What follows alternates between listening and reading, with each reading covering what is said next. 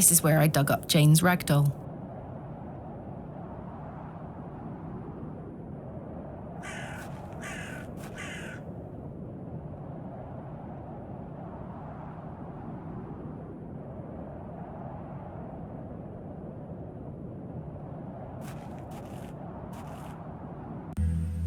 As I trudged through the barren moors, with only the odd sheep for company, I reflected upon my visit to Beaulieu thus far. The enigmatic Mr. Shoulder and his puzzling disappearance, the townsfolk of Beaulieu who had made it as difficult as they could for me to find Hobs Barrow, the suspicion, the wariness in their eyes. Only now I know it was actually fear. In the end, it was the innocence of a child, young Jane, that condemned me to my fate.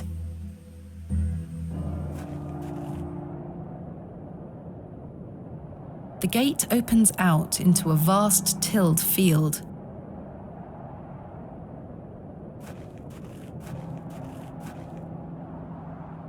The entrance to the farmhouse.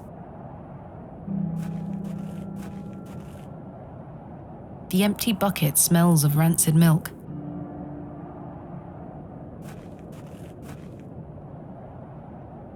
What a wild-looking thing!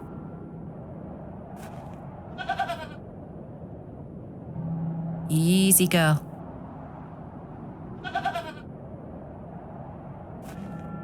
I'm not fond of goats at the best of times, but this one seems particularly disagreeable.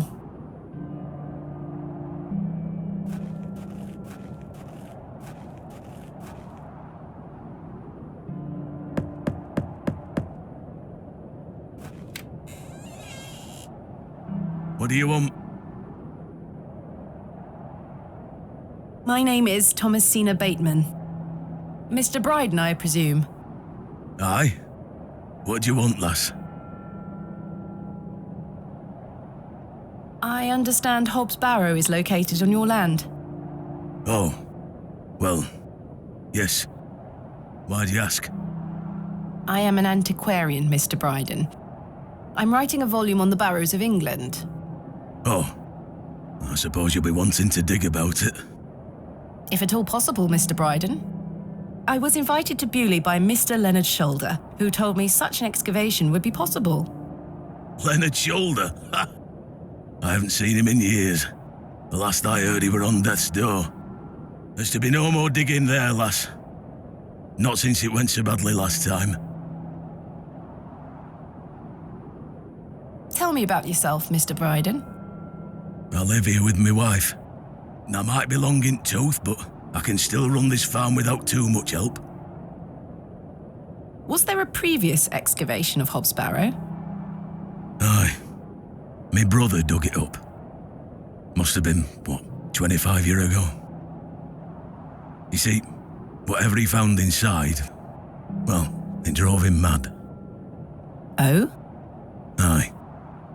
I moved back here to look after him. Poor bastard hanged himself not long after. I'm sorry, Mr. Bryden. That's terrible. Aye. Time passes, but it were an awful thing. What did your brother find? Samuel. Samuel were his name. Sorry, what did Samuel find in the barrow? I don't know, but something went wrong. Afterward, he could barely speak. You couldn't make out a word, like. That must have been hard. He lost a hand in that excavation too, you know. Goodness me, how? I try hard not to speculate on what might have happened, lass. I'd see him disappear into that barrow, dragging timber in with him. You'd hear him hammering away for hours. I offered him help, but he'd have none of it. Soon enough, he blocked the entrance off. To look at it now, you'd never know the thing were dug up. The land has reclaimed it. Who else was involved in the excavation? 2 others, I believe. Outsiders, perhaps. I can't say for sure. I think they left town pretty swiftly afterwards. I lived in Bakewell at the time. I only moved back here to look after Samuel. I took over the farm when he passed away. I see. Is your wife home? She's out in fields, lass. pulling weeds. The curse of such fertile soil. 40 years we've been married.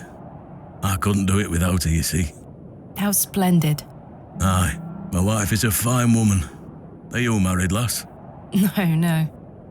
I've had my fair share of proposals, Mr. Bryden, but that's not the life for me. Marriage is an important institution. You'll find a man one day. I manage rather well without one, Mr. Bryden. What can you tell me about your farm? Samuel's fair to side. We're a fortunate family. The soil is fertile here. Crops grow without too much trouble. All the other farmers round here raise livestock, even Lord Panswick. We grow feed for them. Most fortunate, Mr. Bryden. That's quite an intimidating goat you own. The old girl does a better job of protecting this farm than any hound would. She still produces a lot of milk for us, so we forgive her temper. You haven't seen Mr. Shoulder for some time? I hear about him now and then, but it must be a good few years since I set eyes on him. He hasn't been here to visit Hobs Barrow? Not to my knowledge. I heard he's beset by ailments. Don't leave his home often. How odd. I assumed he'd spoken to you about my visit. Not at all. You say Mr. Shoulder is at death's door. What exactly ails him? I'm unsure. It's just what I've heard. I wouldn't want to speculate on matters that are not my business. What can you tell me of Lord Panswick? He keeps us going. Most of our crops go to feed his animals. What is he like? Oh, I've hardly laid eyes on him. He sends his workers here to pick up the crops. I see. Mr. Bryden, may I please have your permission to excavate Hobs Barrow? No. Have you not been listening, lass? Samuel found something in there that's best left to rot. No digging here, lass.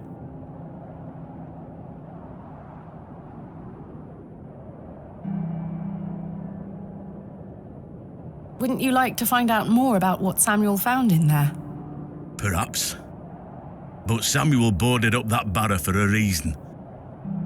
You don't want to tempt the same fate, lass. Perhaps I can at least see Hobs Barrow. I suppose you've come a long way to be here, lass. All the way from London, Mr. Bryden.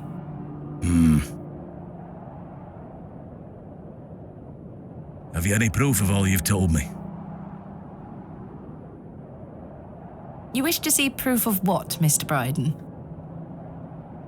I can't let any Tom, Dick or Harry wander around me fields. What proof have you of your claims? Thanks for your time. Ta-ra now.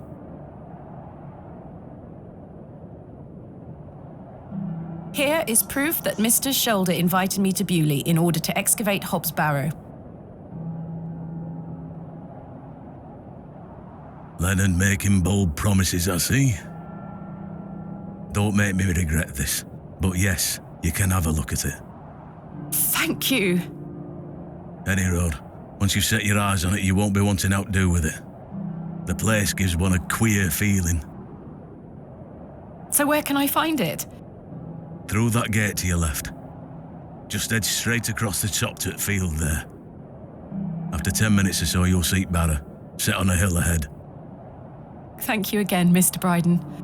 I really do appreciate it.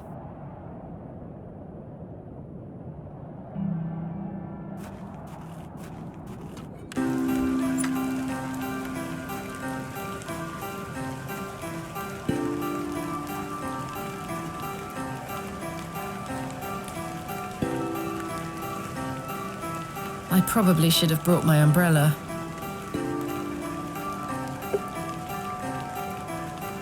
Perhaps I could take a closer look.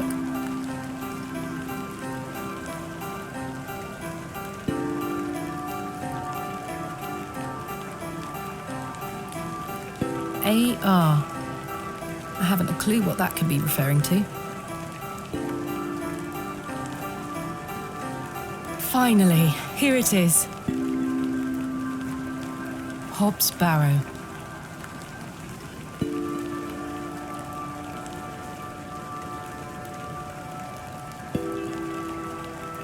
indeed a barrow of a most unusual rectangular form. I've not seen something like this since West Kennet Long Barrow. Yes, this shall make a fine entry for my book. What secrets do you conceal, I wonder?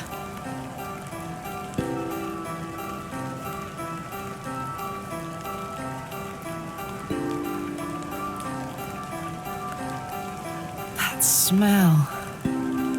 Earthy and sweet.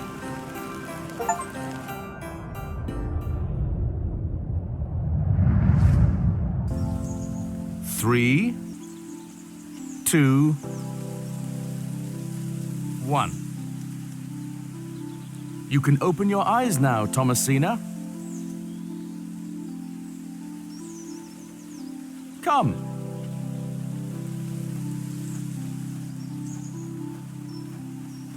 Are you ready for your first excavation? Yes, Daddy. Capital. Make sure you remember everything I've taught you. I have a feeling you might find something special. How exciting! I'll be watching from the steps, my little bird. Good luck! Thank you, Daddy.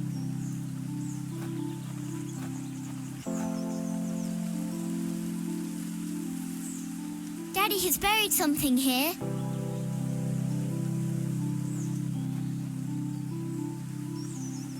Now I'm ready.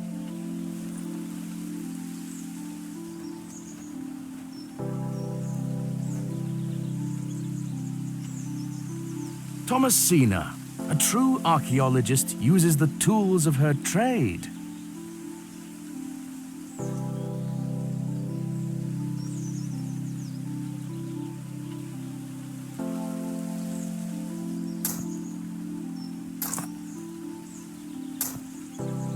No treasures here.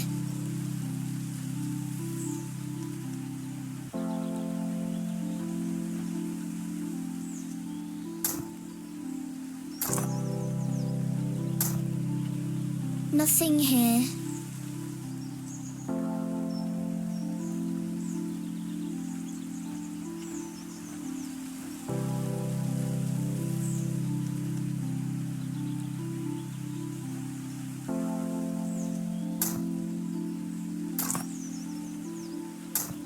Treasure!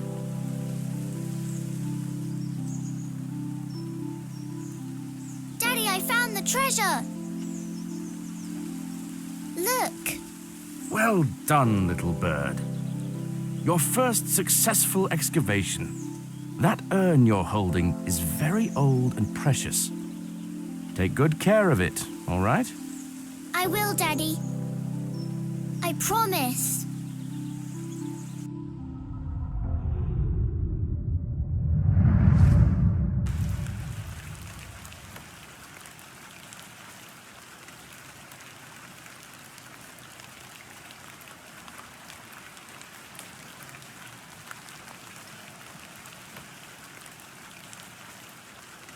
I do have a feeling there is something exceptional to be discovered here. I must gain Mr. Bryden's permission to excavate.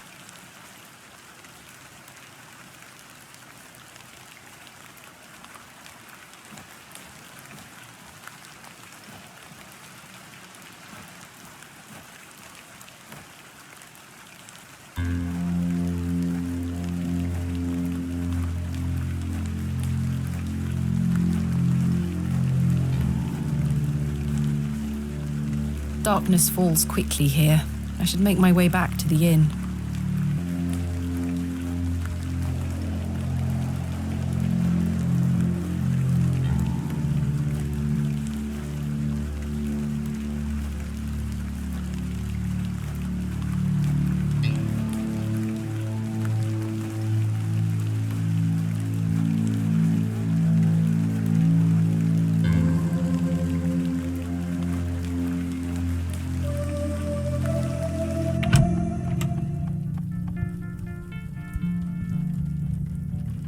Good evening, Mr. Crozier. Evening. Thanks again for the fossil, lass. 'Tis truly a beauty. You're most welcome.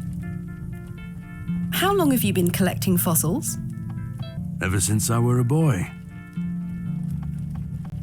The moors look a barren place, but there are plenty of fossils to be found in the rock formations. All manner of creatures to uncover. Such a playground for a young lad. What's your favourite piece in your collection? The ammonite you gave me today. The most recent is always the best. Indeed. What about you, lass? Do you collect out? I do. You see, I'm writing a book on the Barrows of England. It shall be called Vestiges of the Antiquities in Rural England. I document all my findings. But what do you collect? Pottery, tools and such. Bones too, no doubt. No, I leave those in place. You've got a morbid heart, lass. Fussing about in old graves like that. We're not dissimilar in that we both take an interest in the remains of the long gone. I suppose you have a point there. How's your book coming along, then? Very well, thank you. Though I'm rather keen to begin my chapter on Hobs Barrow. Thanks for your time. Aye. Speak to you later. Good evening, gentlemen. What are you gonna do about him? If he thinks he can take her away from here, he's got another thing coming. I am gonna knock his bloody block off. In fact, I can think of a better punishment. Oi, what do you want, lady? Piss off. You heard the man. Charming.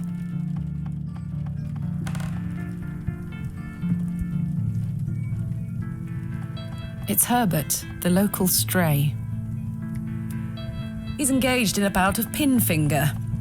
Such a brutal hobby. Good evening, sir.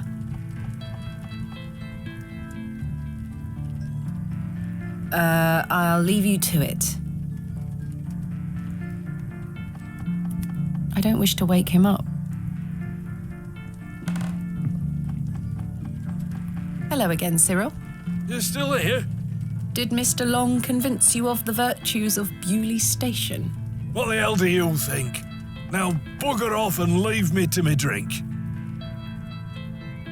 He seems even more wound up than usual. Good evening, Miss Bateman. Good evening, Stanley. I found Hobs Barrow. Oh, remember what I said, Miss Bateman? There are stories connected to that place. Yes, stories you won't elaborate on, I might add. Don't worry about me, Stanley. I'm quite capable of warding off imagined fiends. I have no doubt, but please leave that place be. I've come this far, there's no turning back now. That's precisely what worries me. Goodbye. See you soon.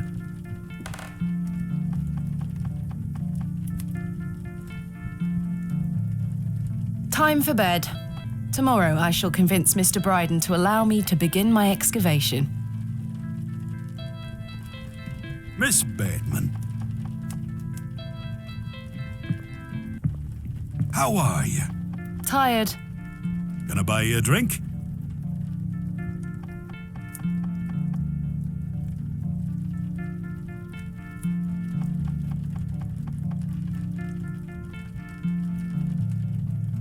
One won't hurt. Excellent. I feel bad about what happened last night. I'm sorry I can't remember it. That's all right, Mr. Tillett. Alcohol can do all sorts of damage to one's memory.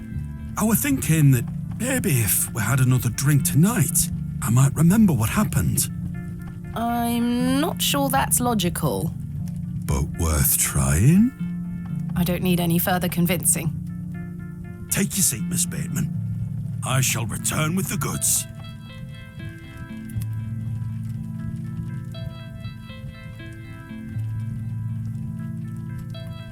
To Leonard's shoulder.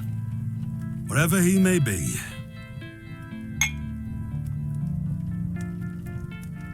I've been meaning to ask you something. Yes? Why did Leonard Shoulder ask you to dig up Hobs Barrow?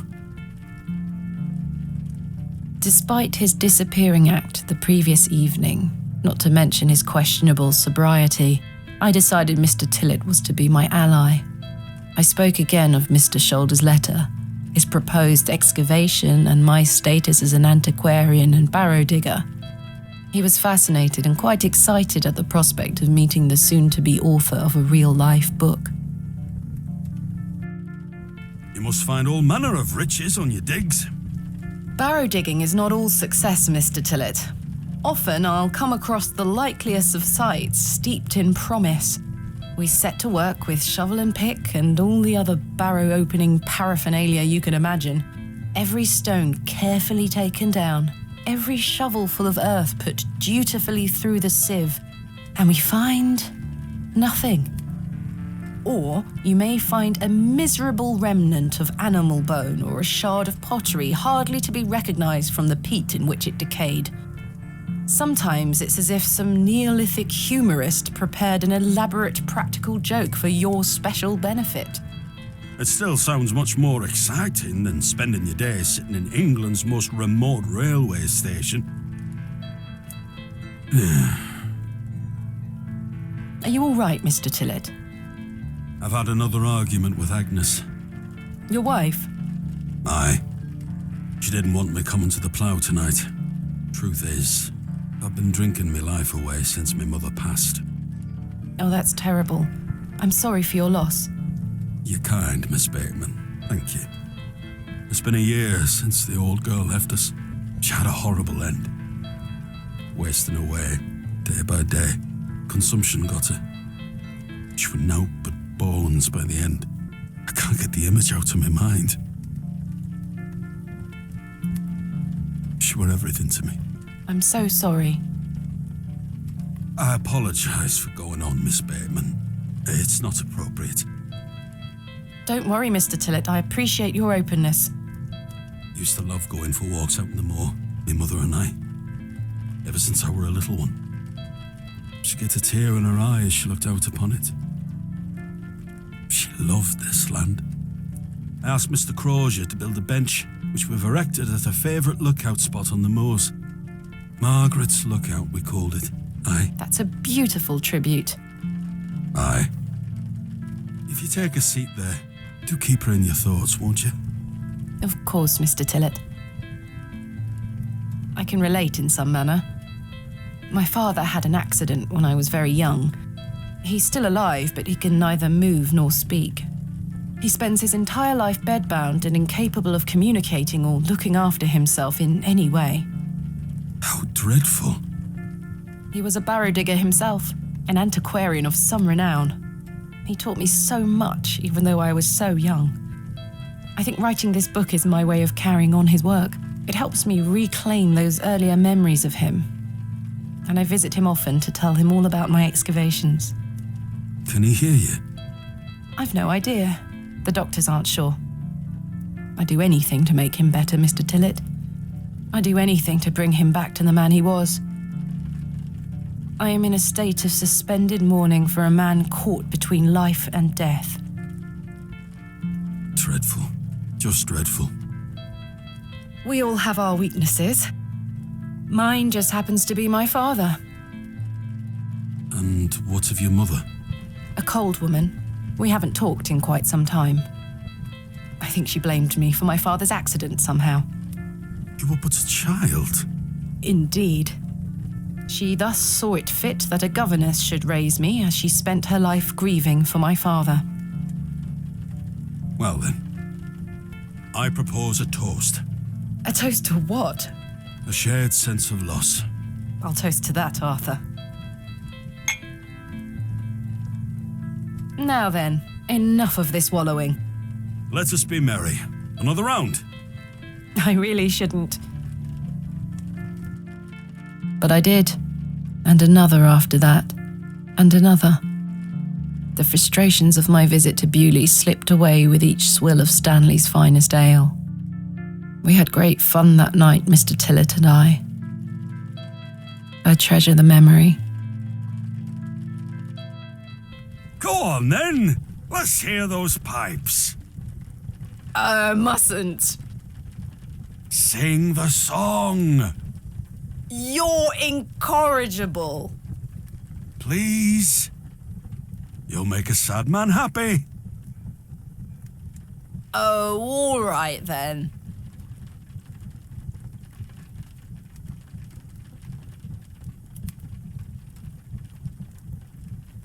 Clasps, celts, and arrowheads I'll try to claw within my clutch, and if a shield I should espy, I'll vow there ne'er was such. With popish tricks and relics rare, the priests their flocks do gull. In casting out the earth take care. Huzzah! I've found a skull!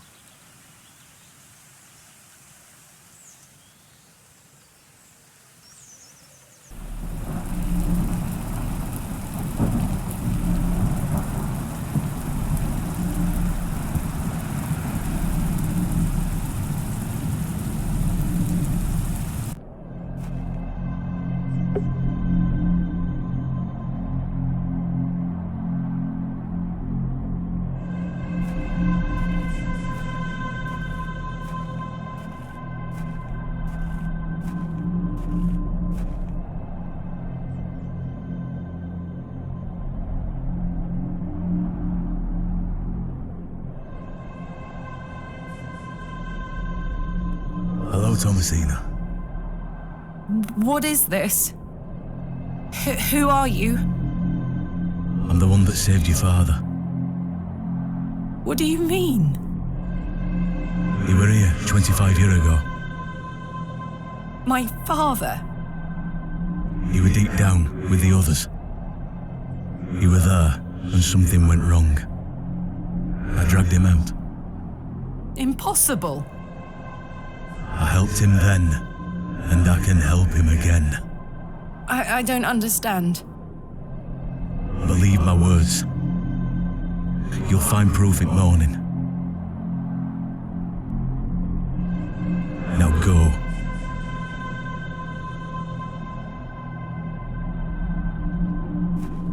One more thing. This is not a dream.